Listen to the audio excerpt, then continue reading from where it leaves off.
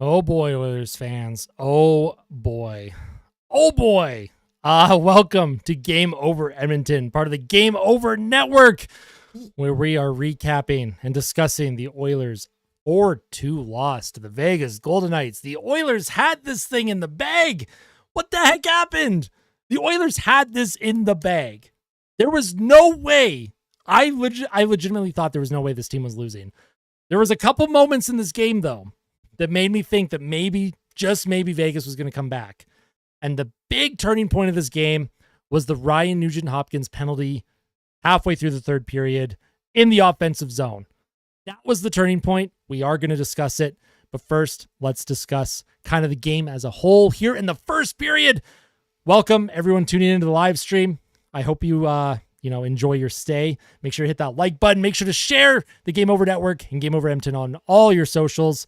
Doing something special here at Game Over, and I'm excited to be part of it, even though the Oilers are affecting me in ways that I didn't think they would affect me at this point in the season. So much hope, so much excitement, so much optimism heading into the season, and this team is finding ways to lose games. My name is Austin. I should have said that earlier. I'm also known as Austin Hockey, and I'm very excited to host tonight for Game Over Edmonton. I'm also excited to know that my internet is holding up. I wasn't sure if I was going to be able to host, so I appreciate the support that everyone has given me and the patience, because the stream was a little bit late tonight, so I do apologize for that. The Oilers, they lose 4-2 to the Vegas Golden Knights in a game that they had in the bag. They had this wrapped up in a cute little bow, and it unraveled on them in the third period, and it had to be against Vegas. It had to be against a division rival. It had to go against a division rival where the Oilers don't even get a point. At minimum, you want a point out of that game. You have a 1-goal lead heading to the third period. There is no way you should be losing a game like that. But the Oilers, just like they do, they found a way to lose. Earlier in the night, when it was heading to the third period, Bob Stauffer, he said that the Oilers were 4-0-1 on the year with a lead heading to the third. And oh boy, I don't know if that's a jinx or not. I don't think it is. But when you point out a stat like that, you expect at minimum at least 1 point. You expect the game to go to overtime. You expect something positive.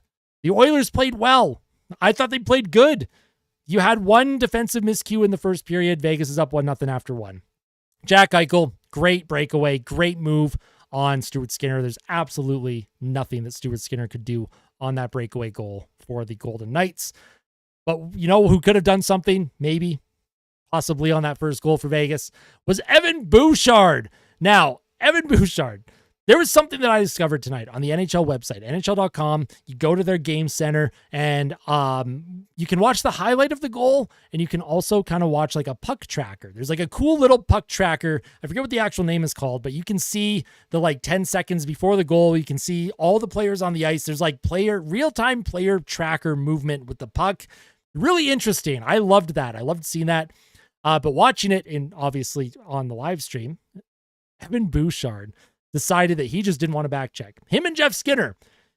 Evan Bouchard and Jeff Skinner decided, you know what? Jack Eichel streaking up the middle. Evan Bouchard had such a late reaction to that goal, or to before the breakaway even happened. Bouchard, he was back skating, and then he kind of pivoted. And as soon as he pivoted, Jack Eichel just puts on the jetpack, right? And he's just flying up the middle. And I don't care where Bouchard was in his shift. I don't care if he was on the ice for 3 minutes at that point. Why is he not hustling back? He wasn't going to catch Jack Eichel. We know that. Jack Eichel is a fast player. He's skilled. And the move that he made on Stuart Skinner, obviously there's nothing Stuart Skinner could do there. But Evan Bouchard, it's that perceived lack of, I don't know what the word is, lack of energy, there's a word I'm looking for, and I just can't quite think of it off the top of my head. But it's not when you're lackadaisical, but it's like when you're not motivated. I don't know. Y'all are gonna let me know in the comments or the chat, of course. But Bouchard, he was slow reacting. The reaction time was slow, and he does that a lot. And for all the good that Bouchard does in terms of possession metrics, generating chances, getting the puck up the ice, out of the defensive zone, it's plays like that that just drive fans crazy. Where there's no hustle on the back check. It's just gliding. Urgency. Thank you, Adam Firebear, in the chat right now. There was no urgency to get back on the back check. Vegas makes a 1-0. You know what? It's fine. Second period, the Oilers, they're playing well. They're not allowing a whole lot against them. They get a power play. They didn't do much on it, but they did get a power play, so there was that. But then, as the game wore on in the second period, Edmonton manages to tie the game. They take a penalty. I should have said they took a penalty. I think their power play was in the first period, and they didn't score. Second period, they get on the penalty kill, and the Oilers come up with a huge kill. Clutch kill. Skinner, a couple saves. Defensively, the Oilers were in position. They were clearing pucks away from the crease, dumping it down the ice. Not long after that penalty kill, the Oilers tie the game. Was it the tie? Now I'm confused. Hyman's goal made it 2-1. The Oilers were forechecking. It was Darnell Nurse's shot. It was Brett Kulak that made it 1-1. My apologies. It's been a long night. Brett Kulak made it 1-1. The Oilers' third line, they were cycling. The puck came to Connor Brown on the half wall. He passed it to Darnell Nurse. Nurse with the shot. Brett Kulak tips it in. Brett Kulak, his third goal of the year. He has more goals than half of the Oilers' forwards. If that's not an indictment on Edmonton's offense right now, I don't know what is. Happy for Kulak, though. We love Brett Kulak. Darnell Nurse, I thought, had his best game of the season as well. However, as the period went on, so it's 1-1. The Oilers then take a penalty after the 1-1 goal, but they kill it off. And then they get momentum. Zach Hyman, he's forechecking against Pietrangelo. Pietrangelo tries to put the puck around the boards. It deflects weirdly in front. Hyman takes advantage, short side, 2-1 Edmonton. That's great. The Oilers with a 2-1 lead heading to the third. And then one of the turning points, and we're going to move into the second period here. One of the turning points in this game, and not the turning point, but one of them that I mentioned earlier, one of the turning points of this game early in the second period. Victor Arvidsson's shot that he got off of a beautiful spinorama pass by Vasily Podkolzin. That one-timer that was saved by Arvidsson from that left circle. Aiden Hill diving across, doing everything he can. He's sprawled. He's stretching his arm out, his blocker, his glove, his stick. He makes a humongous save. And fans can't believe it. Watching the game, I couldn't believe it. Third period continues. Vegas, they start to get a little bit of pressure. But the Oilers, they're doing fine. They're preventing Vegas from getting into the inside lanes. Stuart Skinner's making some big saves. Skinner had a couple big saves, by the way, tonight. I want to give a shout out to Stuart Skinner because I don't think he deserved this loss, despite the fact that, he's partly responsible for the loss, but I'm not putting the blame on him tonight. But when Aiden Hill is making the saves that he makes, and you want that from Stuart Skinner, the Oilers, they take a penalty. This was the big turning point. I'm going to talk about the biggest turning point of the entire game. Ryan Nugent-Hopkins penalty with roughly 11 minutes to go in the game. It was about 12 minutes, maybe 11 and a half minutes. It doesn't matter. What matters is Ryan Nugent-Hopkins, who hasn't done anything offensively this season, by the way, and has been really poor defensively. Ryan Nugent-Hopkins takes a holding penalty in the offensive zone. You're 200 feet from your own net. Your team is playing well for the most part all game. Ryan Nugent-Hopkins, he reaches in. Now, I've seen a lot of fans complain about that penalty, and I don't entirely disagree. However, when you reach in and you grab someone by the shoulder, that's one thing. You put your arm around someone, that's one thing. But if you grab and you pull towards you, you tug, and you prevent that defender from being able to have forward momentum, they are going to call you 99 times out of 100. Ryan Nugent-Hopkins, little brain fart in the offensive zone. There's no reason for him to have done that. Vegas gets the power play. Hanifin scores 5-hole off a shot from the point. Maybe Skinner was screened. I'd have to take another look at it. You don't like to see a 5-hole goal from 50 feet out. Vegas ties it. But it's fine. It's a tie game. But Vegas had a lot of momentum from that. Edmonton really, really struggled at gaining back the momentum from that play. They struggled at regaining momentum. Vegas was then putting Edmonton on their heels. Skinner had to make some saves. Defensively, the Oilers were shaky, and the Oilers weren't able to generate much. And all game, there was a problem with being able to just get clean outlet passes through the neutral zone. That puck was bouncing all over the place. And in the first period, Jack Michaels and Louis DeBrusk, they made note of how much snow was on the ice. There was a lot of snow on the ice in the first period, and that puck was bouncing everywhere. And that didn't change in the second or third.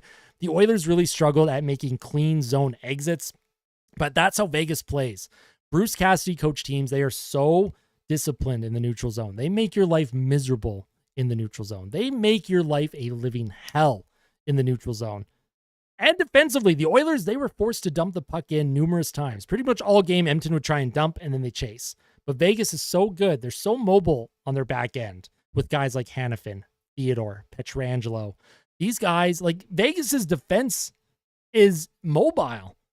And they're able to get to pucks before Edmonton's forwards are, because the Oilers lost a ton of that speed, a lot of that forecheck, a lot of that tenacity. They lost a lot of that by losing Holloway and McLeod and Fogle.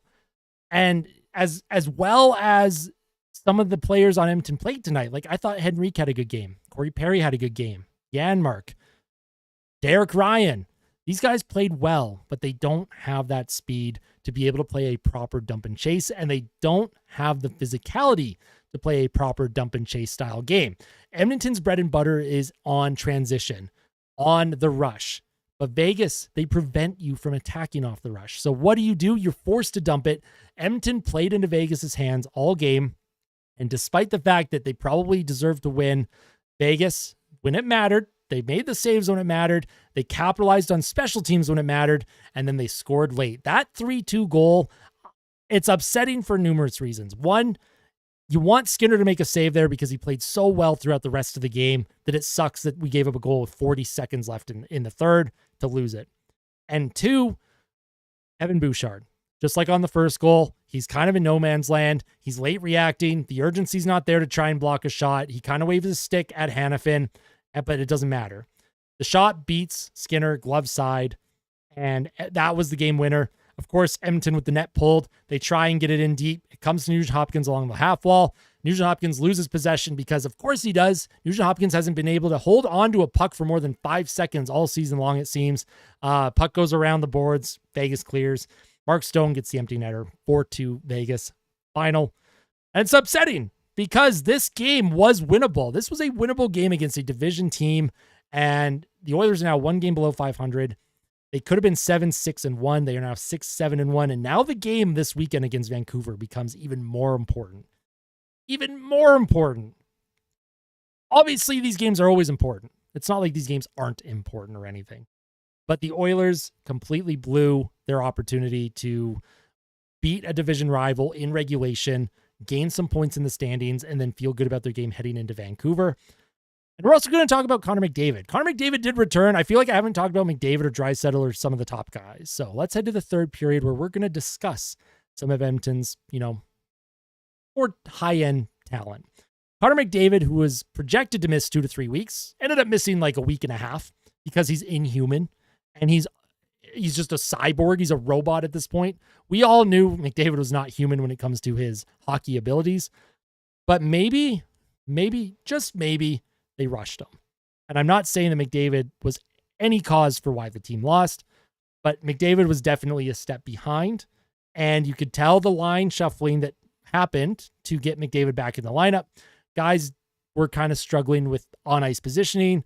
That top line of Jeff Skinner, Connor McDavid, and Zach Hyman, they didn't produce a whole lot, if I'm going to be honest.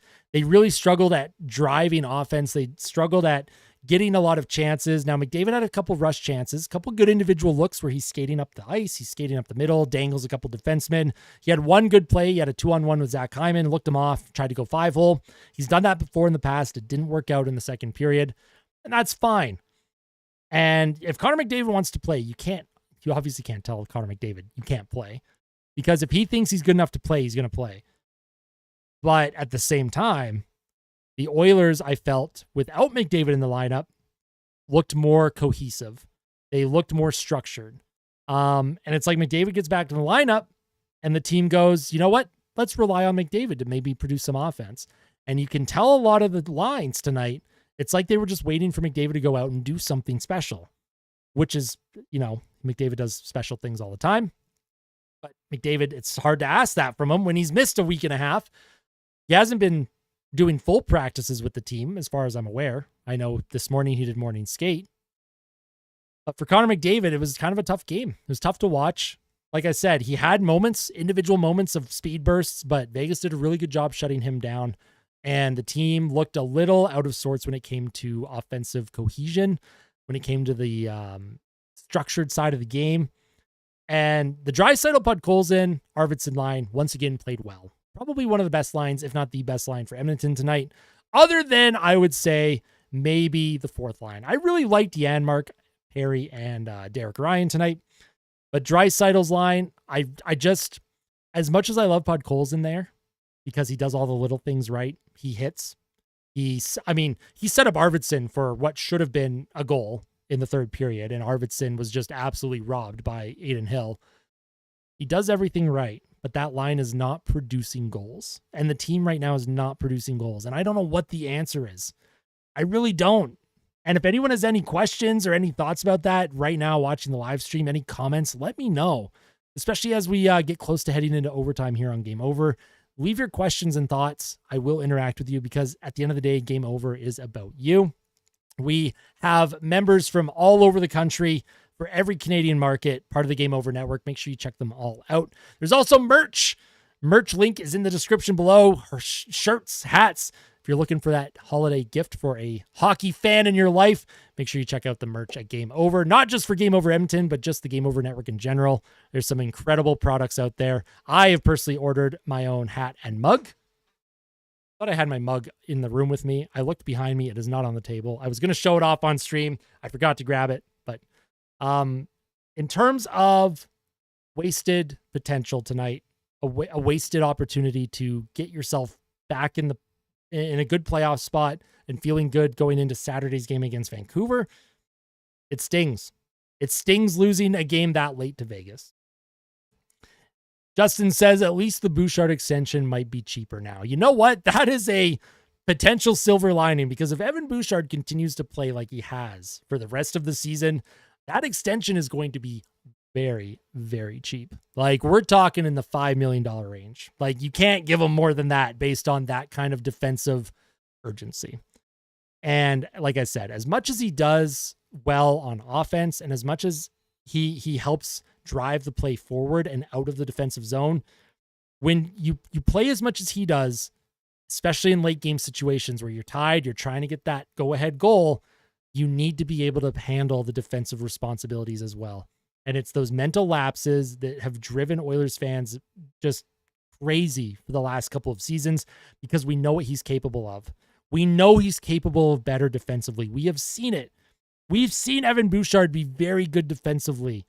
We've seen him have higher urgency. We've seen him in proper position to block a shot. We've seen him get his stick in the lane. But tonight, letting Eichel in on the breakaway in the first period, and then not being able to cover where Noah Hannafin was in the third period with 40 seconds left, middle of the ice, Bouchard was way, way too far to the left boards. I don't understand what he was doing there. One check. All you need to do is one quick check over the shoulder. Well, that's all he had to do before that puck even got there. He would have seen where Hannafin was, and he would have been able to get back in a position. It's an unfortunate way to lose a hockey game. It's an unfortunate situation for Edmonton. Right now, I'm concerned, and we're going to head into overtime here, where this is going to be about the fans, your questions, comments. But in overtime, I'm going to talk about what this reminds me of before we wrap things up here. Right now, with this team, and I don't want to say it because the 2017-18 season sucked. It was brutal. Coming off that Game 7 loss to Anaheim and all of the optimism heading into that 17-18 season, where the Oilers just couldn't seem to get anything going. They had tons of players regress. They prioritized older veterans in free agency. They prioritized trying to keep as many players together as they could from that playoff run. And then they got rid of a lot of skill that offseason too. I don't know if a lot of you remember who are currently watching, but that offseason in 2017, they traded Jordan Eberle because he had a perceived bad playoffs. There was one specific play where he didn't throw a hit, and I remember the media absolutely lost their minds. Sorry, I'm getting intense here. Eberle was traded. He was gone. And the Oilers lost speed. They lost skill. They lost scoring depth, and they thought they could run back their defensive core. They thought they could run back the team and have McDavid and Draisaitl kind of carry them. They thought Lucic would continue to score at a 20-goal pace, which just didn't happen. And right now, there are so many similarities to that 17-18 season that I'm watching right now this year. The Oilers are older. They are slower. They lost skill, they lost youth, they lost scoring depth, and they prioritized veterans who historically do produce. But how are you going to ask a 34-year-old Adam Henrique to keep producing 20 goals when he's playing on the third line 13 minutes a night, maybe 14 if he's lucky? He's 34. And his line mates aren't exactly great either. Like, there's no offense, no disrespect to Connor Brown or Janmark or these guys, but you're running things back based on a historically good penalty kill that was unsustainable, and you got rid of players who were instrumental in the speed, the physicality, the youth side of the game. And you're 6-7-1 to start this season. You're 14 games in and you've won 6 games. And it's not looking good.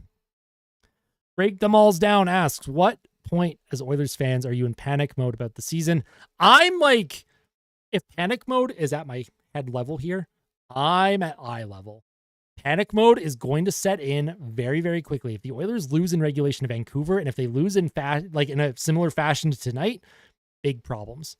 Because right now, the team is not scoring. They're one of the lowest scoring teams in the whole league. The goaltending, even though it's been better, it's not good enough. And their special teams have been horrific.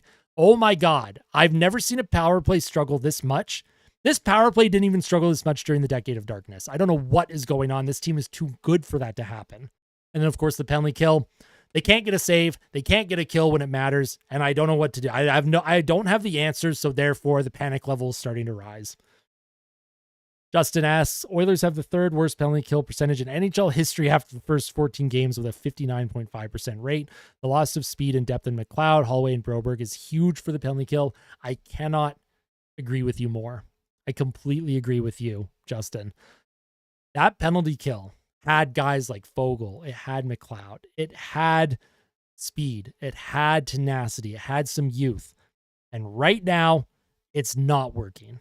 This penalty kill unit sucks. The power play sucks.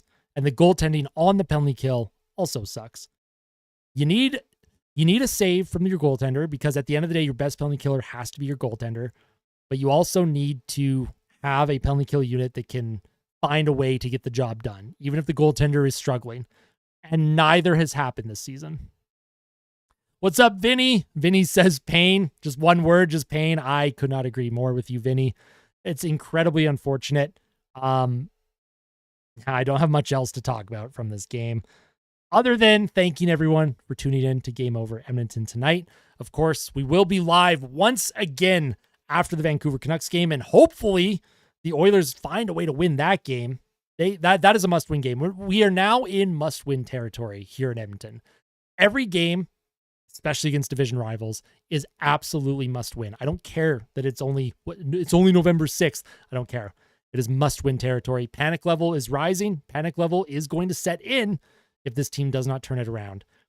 And I mentioned on my own stream earlier tonight, I will start to feel more comfortable if they're able to put together 5 or 6 wins in a row, or 5 or 6 really good games in a row. Even if they lose, but they're scoring and their power plays gelling and their penalty kill is getting it together, that's fine. But until they do that, I will not be comfortable with this team. And that's just the reality that we're facing right now. But that's it from me here on Game Over Edmonton. I want to thank everyone for tuning in. I want to thank the Game Over Network for giving me this opportunity to be your host tonight. Saturday night, I can't remember who the host is. I can't remember if it's Avry or Graham, but expect one of them to host Saturday night after the Canucks game. There will likely be a crossover episode with the Canucks Game Over. So if you want to follow Game Over Vancouver, make sure you do. They have some incredible creators over there. And, if you're tuning in, make sure to hit like on this live stream. Make sure to share the live streams and the videos that Game Over produces with friends and family. We are doing something special here. Independent hockey media is on the rise, and I hope that you continue to be part of it, because I'm excited about the future of Game Over. Adam Firebear says, thanks for the stream, Austin. No, thank you for tuning in, because at the end of the day, we cannot do this without your support. So I want to thank you. I appreciate that. And Vinny, one last question. Who do you think would be a good trade for Edmonton? A top 4 defenseman and a top 6 winger that the team has needed for years. Every year we talk about the same trading talking points. That's it. Also, a little bit of physicality would go a long way too. Thank you all so much for watching. We'll see you in the next one. This is Austin from the Game Over Network. We'll see you soon, Oil Country. Take care.